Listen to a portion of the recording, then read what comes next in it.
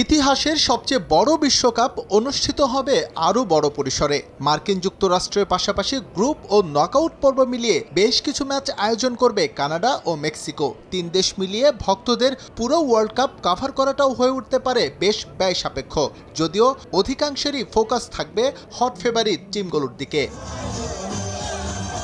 বর্তমান বিশ্ব champion Argentina তাদের মিশন শুরু করবে আলজেরিয়ার বিপক্ষে ম্যাচ দিয়ে। এই ম্যাচটি অনুষ্ঠিত হতে পারে মার্কিন যুক্তরাষ্ট্রের কানসাস সিটির অ্যারোহেড স্টেডিয়ামে। বিকল্প হিসেবে আছে ক্যালিফোর্নিয়ার লিভাই স্টেডিয়াম। মোট কথা, লিওনেল মেসিদের বিশ্বকাপ শুরু হচ্ছে মার্কিন যুক্তরাষ্ট্র থেকেই। গ্রুপ পর্বে আর্জেন্টিনা পরের দুটো ম্যাচও খেলবে আমেরিকাতেই। দ্বিতীয় ম্যাচে আলবিসেলেস্তেরা মুখোমুখি হবে অস্ট্রিয়ার। এই ম্যাচের প্রাথমিক ভেন্যু হিসেবে তালিকায় আছে টেক্সাসের এটিএনটি স্টেডিয়াম। সেখানে না হলে প্রথম ম্যাচের মতো এটাও শিফট হতে পারে ক্যালিফোর্নিয়ার লিভাই স্টেডিয়ামে। মেসিদের জর্ডানের বিপক্ষে গ্রুপ পর্বের ম্যাচটি অনুষ্ঠিত হবে কানসাস সিটি অথবা টেক্সাসে।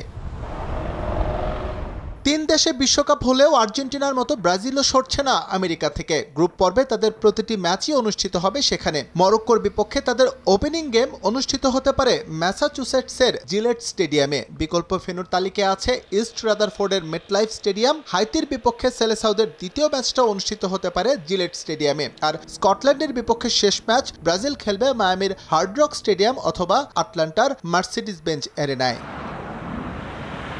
অবশ্য ব্রাজিল আর্জেন্টিনার মতো যুক্তরাষ্ট্রের সীমাবদ্ধ নয় পর্তুগালের বিশ্বকাপ। গ্রুপ পর্বে তাদের প্রথম প্রতিপক্ষ যেমন অনিশ্চিত, ঠিক তেমনি অনিশ্চিত ম্যাচ ভেন্যু। যুক্তরাষ্ট্রের হিউস্টন অথবা মেক্সিকো সিটি থেকে শুরু হতে পারে ওদের বিশ্বকাপ মিশন। দ্বিতীয় ম্যাচটাও রোনালদোরা মেক্সিকো নাকি যুক্তরাষ্ট্রে খেলবে তা নির্ধারণ হয়নি এখনো। তবে কলম্বিয়ার বিপক্ষে গ্রুপ পর্বের শেষ ম্যাচ বিশ্বকাপের অন্যতম ফেভারিটরা খেলবে মায়ামির হার্ড রক অথবা আটলান্টার মার্সিডিজ বেঞ্চ অ্যারেনায়।